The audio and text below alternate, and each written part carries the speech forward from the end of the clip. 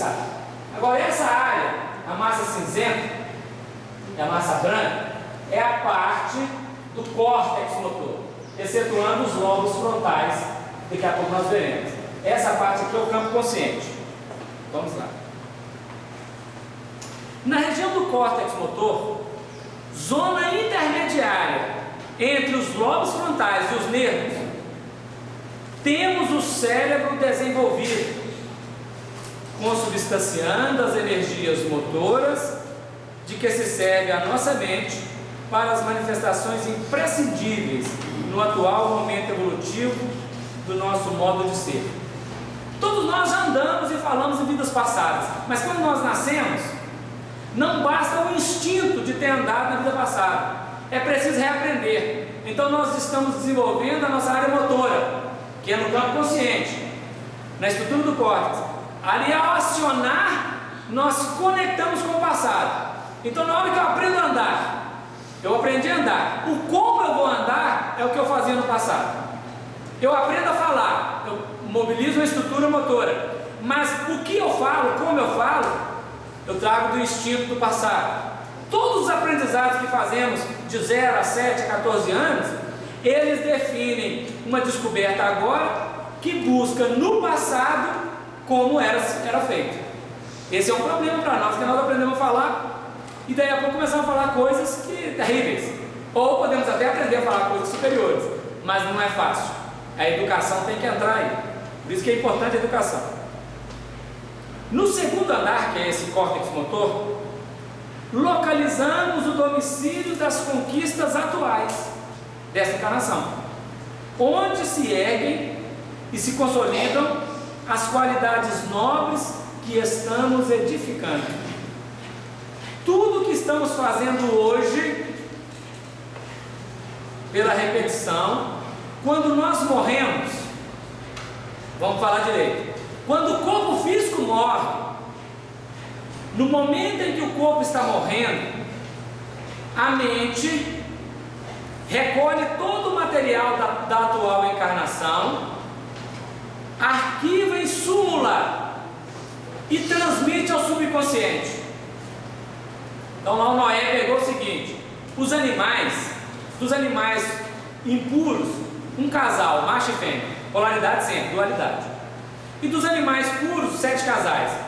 Ou seja, tudo que eu vivi na vida, dos valores positivos e dos valores negativos, como síntese, é arquivado no subconsciente.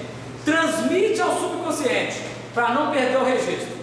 A cada encarnação, ou a cada desencarnação, nós jogamos no nosso subconsciente o substrato daquilo que foi a vida daquela encarnação. Quando falamos substrato, não se perde um tio. Qualquer coisa que precisar de buscar, é possível buscar o registro, mas ele vai como força, ele vai como impulso, como input, mas podemos acessar a história. É como temos hoje nessas tecnologias bonitas, você clica o dedo na tela, aí está lá um ícone, abre a tela, ou abre o processo, você clica, mas vai só abrindo. Então arquiva, quando você vai fazer um arquivo no Word, transmite para lá o documento, vai aquele monte de folhinha passando, ele vira um arquivo, com a tela do Word. Se eu quero ler, é só chegar e clicar. A nossa mente faz assim, é salvar. O salvar o documento no arquivo, no subconsciente, toda vez que desencarnamos.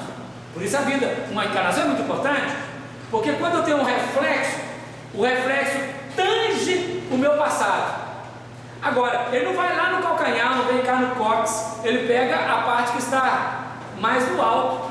Da mesma maneira, quando nós estamos buscando, temos um recipiente com várias coisas, às vezes nós vamos com a mão lá embaixo para pegar, mas outras vezes nós pegamos aqui que está mais em cima, agora mais fácil, né? Você tem um pacote de balas, um pote de bala, todas iguais, bala soft, tudo vermelho.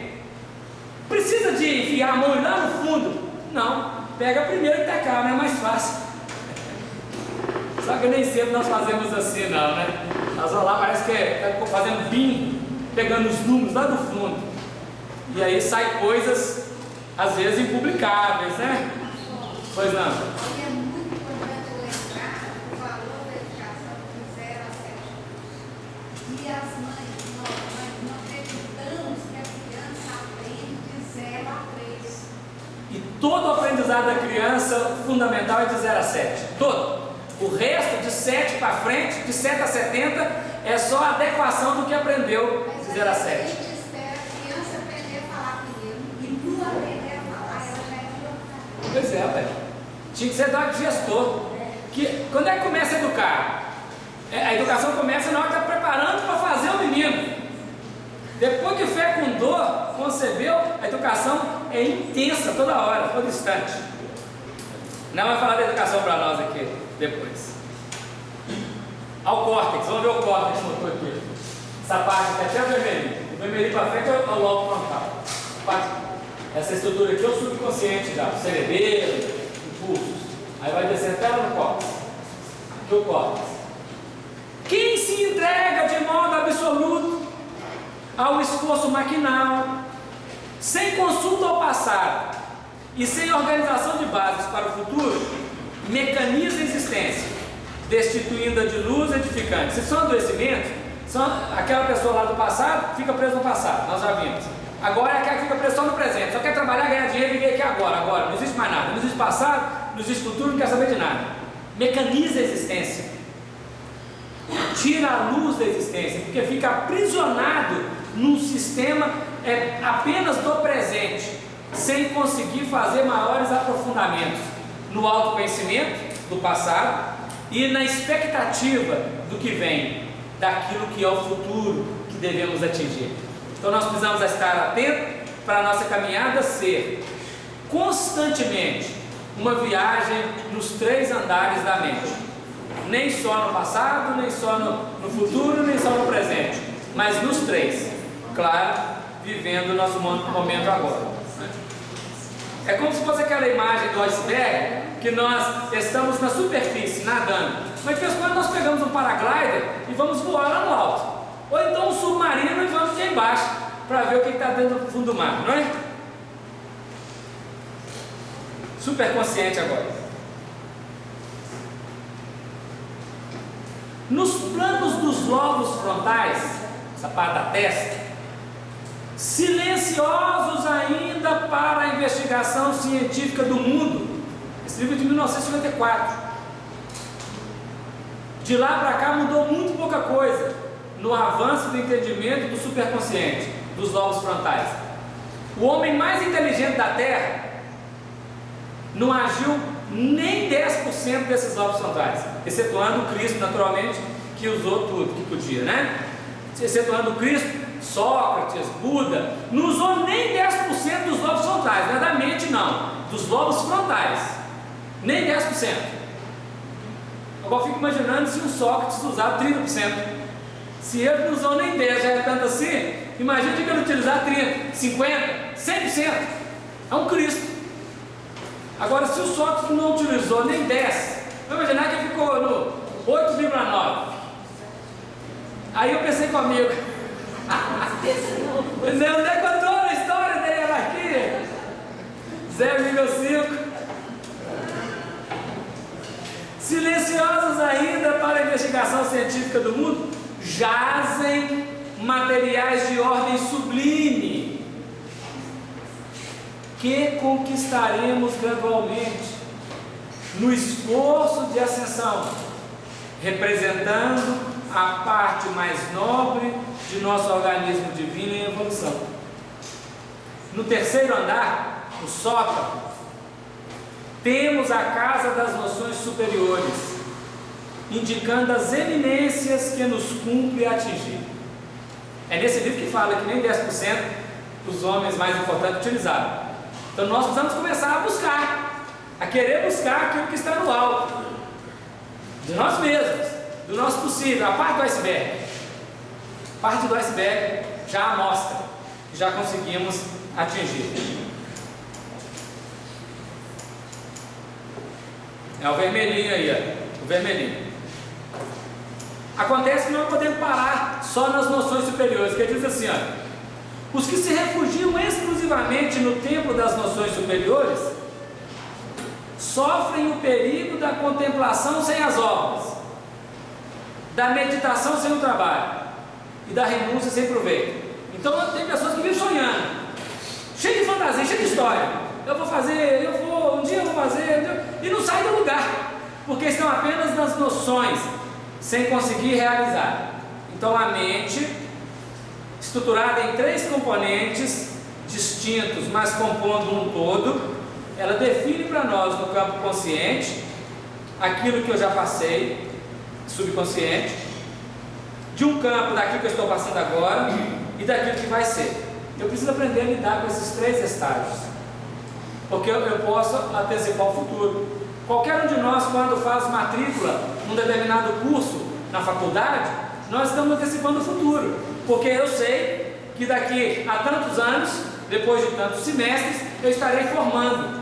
Vou começar a trabalhar, não sei onde, mas vou trabalhar e vou poder ganhar isso e aquilo. Toda vez que começamos um empreendimento, nós já podemos ter uma visualização de um possível futuro desse empreendimento, nas suas várias etapas. Mas todos nós não podemos esquecer que temos um passado, que precisa ser reconhecido. O passado desta vida, rememorado, e o passado das vidas passadas, que precisa ser buscado por nós, não para saber simplesmente quem eu fui, mas avaliado enquanto as tendências que emergem naturalmente, para que a gente possa corrigi-las, para que nós possamos verdadeiramente transformá-las em luz.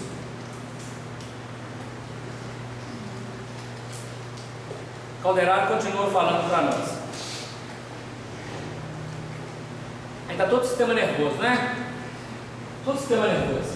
Veja o cóccix na coluna vertebral, nos vários pares de nervos que saem da coluna, do sistema nervoso central, do sistema nervoso autônomo.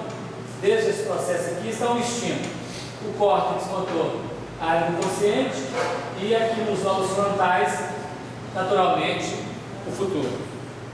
Para que a nossa mente prossiga na direção do alto, é indispensável se equilibre, valendo-se das conquistas do passado, para orientar os serviços presentes, e amparando-se ao mesmo tempo na esperança que flui, cristalina e bela, da fonte superior de idealismo elevado. Através dessa fonte superior de idealismo elevado, ela pode captar do plano divino as energias restauradoras, assim construindo o futuro santificante. Essa nossa estrutura é muito importante. A doutrina espírita vem nos ajudar a ampliar por demais o nosso entendimento na vida, abrindo para nós todo um processo de conquistas. Agora acho que está na hora, vamos ver a síntese do processo aqui, para a gente poder retomar a caminhada. Casamento. Nós teríamos o subconsciente, o consciente e o superconsciente. Lá na Arca do Noé seria o andar baixo, o andar segundo e o andar terceiro. No subconsciente estariam os animais não limpos. E os animais limpos, porque todo animal está no subconsciente. Estaria também a porta, que é na lateral. E no superconsciente a janela, de onde ele soltou quando a arca pousou no Monte Ararat. Ele soltou uma pomba e um corvo. O corvo foi e não voltou. A pomba foi e voltou com o ramo de oliveira. Ela foi primeiro e não achou nada. Depois ela foi e voltou com o ramo de oliveira. Processo definido. O corvo significa os instintos que estavam sendo superados, foram embora e não voltaram mais. A pomba representa os valores superiores que estão sendo cativados agora. Vão e retornam. Vão no primeiro momento, retornam sem nada. A primeira experiência. Depois vai e volta com o ramo de oliveira. A oliveira representa a luz, a iluminação. São processos que estão lá na Arca de Noé, porque o Velho Testamento não é um livro mitológico, é um livro de conceitos filosóficos religiosos, porém, numa linguagem que nós precisamos descobrir com o que ela está dizendo, através da doutrina espírita. A doutrina espírita é a chave para o entendimento do Velho e principalmente do Novo Testamento de Deus. No subconsciente, os animais limpos. No andar consciente, operacional, Noé e a família. Noé e mulher, 3 filhos e as 3 mulheres. São 8 pessoas ao todo. Uma totalidade. 7 mais 1. O 7 fecha o ciclo e a 8ª seguinte abre um novo ciclo. Vamos na música, né? Dó, Ré, Mi, Fá, Sol, Lá, Si, Dó. O novo Dó é a nova escala da 8ª superior. E no superconsciente, o plano superior. No subconsciente, o passado já vivido, o passado já fixado. No consciente, o presente, o momento agora. No superconsciente, o futuro. No passado, no subconsciente, os automatismos. Tudo que é automático em nós é porque já foi vivido por nós. No consciente é o esforço. No superconsciente, o vir a ser. O que eu quero ser quando crescer? Eu preciso saber. No subconsciente nós temos os hábitos. No consciente nós temos a vontade, que opera agora. No superconsciente, o ideal. No subconsciente nós temos a impulsividade, os impulsos, os instintos. No consciente, a experiência, que é vivida agora. No superconsciente, as noções superiores. No subconsciente nós temos o determinismo, fixado, rígido. No consciente nós temos o raciocínio, a capacidade de elaboração. E no superconsciente nós temos a virtude, a meta que vamos atingir. No subconsciente, os instintos já fixados. No consciente, a inteligência, que opera as novas escolhas. No superconsciente, a intuição. Esses valores definem a vida. Tudo isso faz parte de nós. Uns nós já conhecemos, os instintos. O outro nós estamos conhecendo agora, a capacidade de escolha, do livre-arbítrio, do esforço, da vontade, do raciocínio, da inteligência. E os outros nós estamos imaginando que já existem. A intuição, o ideal, o vir a ser, o sonho que queremos de um mundo melhor, de um planeta melhor. Precisamos realizar. Não basta sonhar, tem que realizar. Essa define aquele plano do entendimento para a nossa vida, definindo o processo do nosso crescimento, da ampliação dos valores que vão ser registrados em nossa intimidade. À medida em que começamos a compreender todos os valores da vida, naturalmente fica mais fácil. Vamos ver a técnica dos automatismos. Está no livro A Grande Síntese, Pietro Baldi. Mas aí nós temos alguns reflexos primeiro. Emmanuel fala assim no livro Pensamento e Vida: o hábito é uma esteira de reflexos mentais acumulados, operando constante indução à rotina. Vamos ver como é que constrói a coisa, como é que fixa automatismo. O hábito é uma esteira de reflexo mental acumulado, operando constante indução à rotina. Aí vem lá na Grande Síntese: então dizeis que o hábito transforma um ato consciente num ato inconsciente. Com ele forma uma segunda natureza. Esse é o método da educação. Podeis assim, com a educação, o estudo, o hábito, construir-vos a vós mesmos. Vamos parar um pouquinho aqui, porque tem mais coisas e nós vamos voltar, né? O hábito transforma um ato consciente num ato inconsciente. Tudo aquilo que nós estamos fazendo agora, conscientes, na nossa vida, quando da desencarnação será transmitido ao subconsciente e fixado como um hábito, como um registro. Por isso é tão difícil mudar, porque o nosso passado, de todas as nossas vidas, e soma-se aí mais de 1000 só no planeta Terra, mais de 1000, sem considerar as de capela, nós não fomos santos. Nós somos seres que andamos nos instintos, que andamos na primitividade. Então hoje, diante de uma cena, o que a mente faz? A mente capta a cena e reflete conforme ela é, conforme ela está estruturada, porque o espelho côncavo é côncavo por causa do hábito. O convexo é convexo por causa do hábito. Está sujo por causa do hábito. E está trincado também por causa do hábito. A mente é um espelho, que não só reflete, ela capta. Mas aquilo que capta penetra e volta. E torna uma segunda natureza. Porque eu quero fazer uma coisa e não faço. Paulo de Tarso diz assim: que miserável de homem que eu sou. O bem que eu quero, eu não faço. O mal que eu não quero, eu pratico. Está em mim uma coisa. Eu tenho um desejo do bem, mas a minha realização não é do bem. Porque a nossa vontade para acionar o implemento futuro ainda é muito frágil perante a potência do instinto que grita do que eu já vivi. Então a nossa história é transformação de hábitos. Somente um hábito novo pode alterar um hábito antigo. Somente a posição renovada nossa, repetidas vezes, irá mudar alguma coisa que estava no passado. Olha, se nós temos uma panela suja, nós precisamos do detergente, precisamos da bucha, precisamos da água. Mas se não tiver mão, não vai limpar não. Então pode ter todos os ingredientes, mas se a mão não for laborosa naquele processo, não vai realizar nada.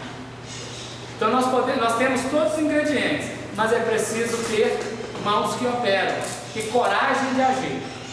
O hábito faz isso conosco. Então a cada dia eu não tenho que mudar o passado, não. Eu tenho que construir hábitos novos, hábitos renovados, hábitos saudáveis, hábitos de uma nova postura. Isso que eu tenho que construir, porque é este processo que regenera. Não tem jeito de voltar ao passado e mudar o passado.